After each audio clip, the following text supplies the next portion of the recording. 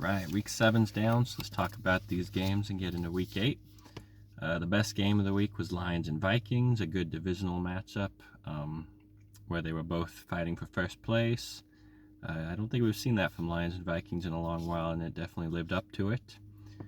Second, though, is Texans and Packers. Unless you're a CJ Stroud fan, because he had a real rough day, but it was a good, close game between two playoff competing teams.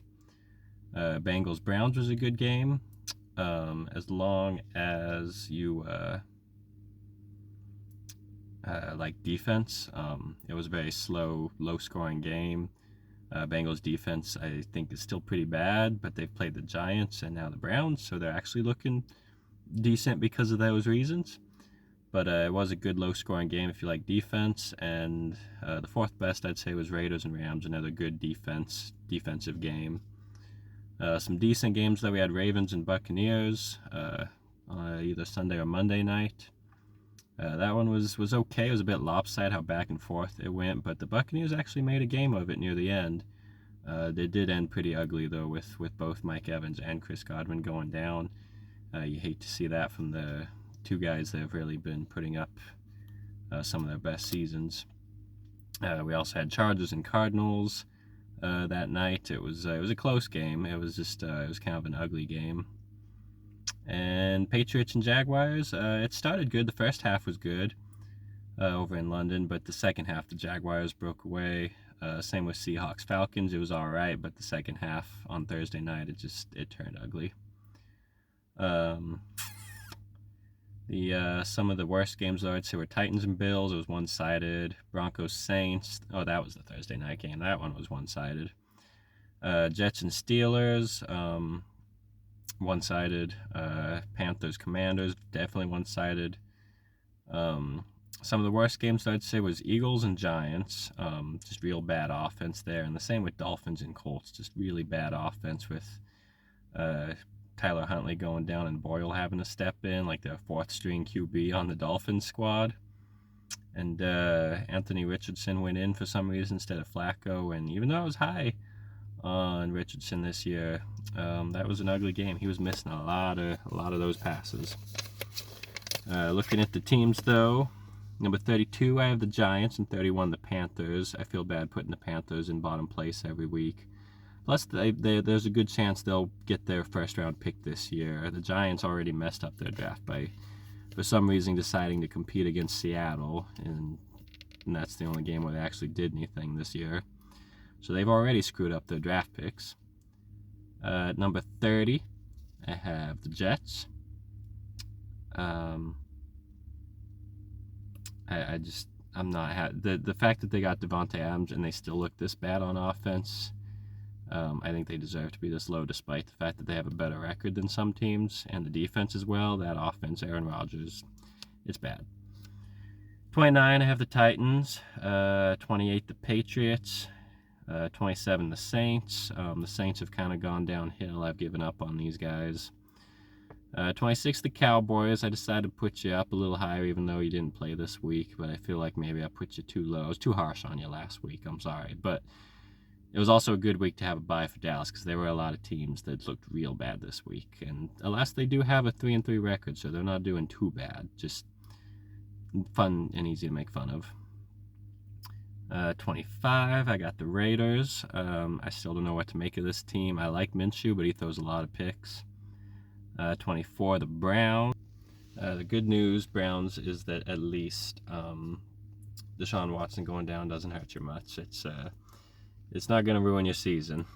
23, the Dolphins. They'll be higher once Tua comes back, but for now it's rough in Miami. 22, the Cardinals.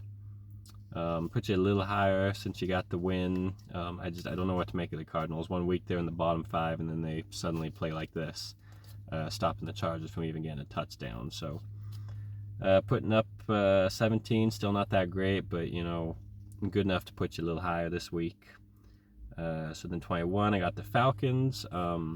Tough loss to Seattle. I know I dropped you really low, but I haven't been that high on you, and even though you've gotten some wins, and I feel like you can do better than this, but I want to drop you pretty far after that terrible performance you put up. 20, the Chargers, a little drop. No touchdowns, that was rough. 19, the 49ers, you looked abysmal versus the Chiefs.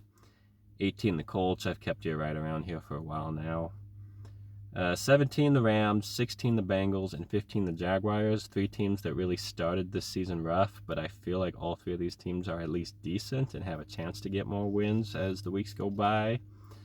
Bengals especially with Trevor Lawrence, no, wrong team, with Burrow, but we'll see how the weeks go. It might just be too little too late. Top 14, I have the Packers, and 13, the Vikings. I really don't know who to put at 13, so hopefully you guys play soon. I think maybe next week, and you guys can figure out who's the better team. 12, the Texans. After that terrible performance against the Packers, I can't put you in the top 10.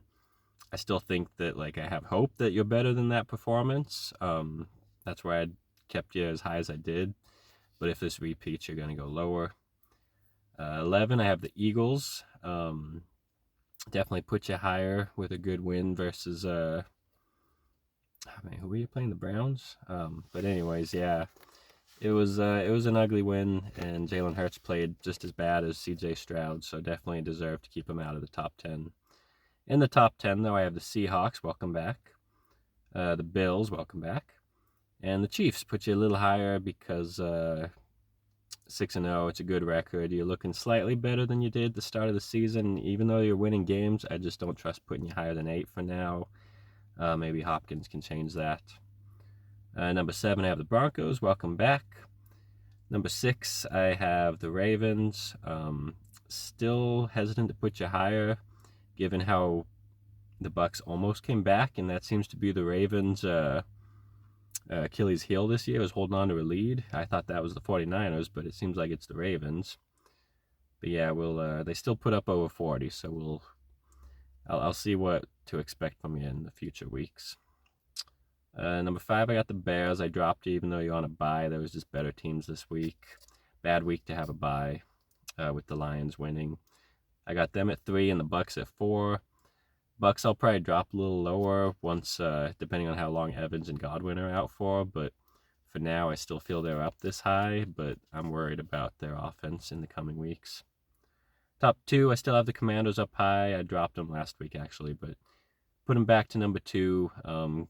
Good bounce back win against Carolina, which, I mean, if you didn't, I'd put you way lower, but good bounce back win. The only reason I put the Steelers at number 1 above you is because I like putting new teams at number 1. And the Steelers with Russell Wilson put up quite a performance to where I'm not really sure who's going to take the QB1 spot, so I got you both in the thumbnail.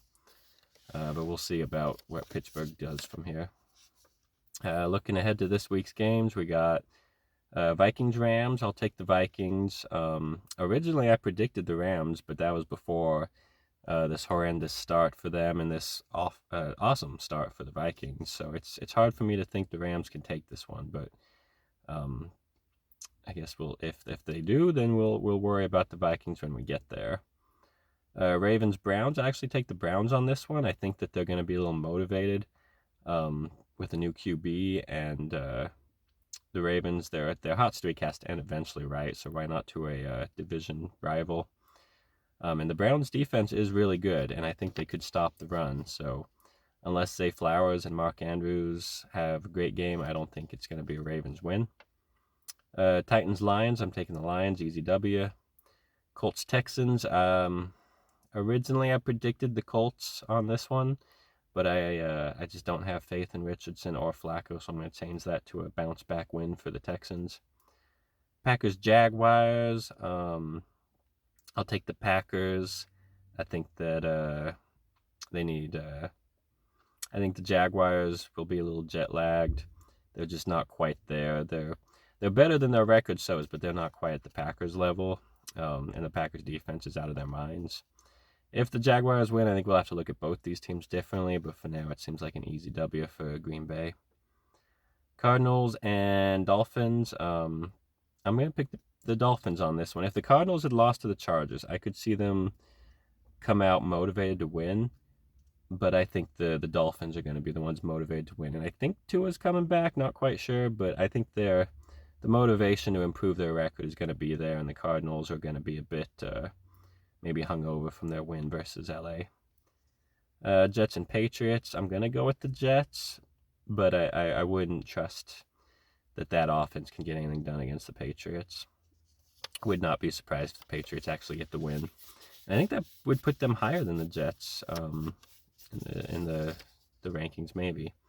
The standings. I think they would be tied anyway. I don't know. Falcons, Bucks. I'm actually going to take the Bucks, getting revenge on this one, but of course with Godwin and Evans injuries, I do not know if they're playing, and if they don't, I could see the Bucks still be motivated to win for them, but I'd be worried about that offense without them. Eagles, Bengals. I'm going to pick the Bengals despite the low wins. I feel like the Bengals are the better team and will ultimately prove it here in Philadelphia. Oh, I know it's in Cincinnati. Well, they'll prove it in Cincinnati. Saints and Chargers. I'm picking the Chargers. I've lost all hope in the Saints. Bills and Seahawks. I love you, Seahawks, but I'm taking the Bills on this one. Hopefully it's close. Bears, Commanders. I'm going to take the Bears. I know the Commanders are hot, but the Bears are coming off a well-rested bye. I'm not 100% sure if Jaden Daniels is going to play. He got injured. But I think the Bears' defense is ultimately going to be the difference maker. The Commanders' defense has been garbage. Panthers, Broncos. Good win for the Broncos. I think they'll improve. I don't think they're really a 5-win. Were they 5-2, 5-3 if they get this win? I don't think they're really that good, but they've been playing easy opponents, and Bo Nix has been doing decent. And the defense has been good. I'll give them that. Chiefs and Raiders. I was going to go with the Raiders just because it'd be cool to see them give the Chiefs their first loss. But I think it will be the Chiefs continuing their undefeated record. I do have the Raiders winning on Black Friday, though. That's why I don't really see the Raiders sweeping the Chiefs. I see them going 1-1. So I got to give this win to the Chiefs. Cowboys, Niners. I'm going to pick the Cowboys, even though I'm not feeling confident in that whatsoever. I'm not confident in the 49ers. The Cowboys are coming off a bye. Oh, it's in San Francisco. The Cowboys are actually good on the road. It's at home that the curse has been affecting. So I'll go with the Cowboys. And Giants, Steelers should be an easy win for the Steelers. I don't know who's playing QB, but they're both good. So I think it'll be an easy W. Steelers, that's literally my number 1 and my number 32 team. And they're putting that on Sunday night or Monday night. That's going to be a gross, ugly game. Defense heavy too. That's going to be like the worst game of the week, right? All right, there was another one that was bad. Well, we'll get there when we get there, I suppose. Still far away.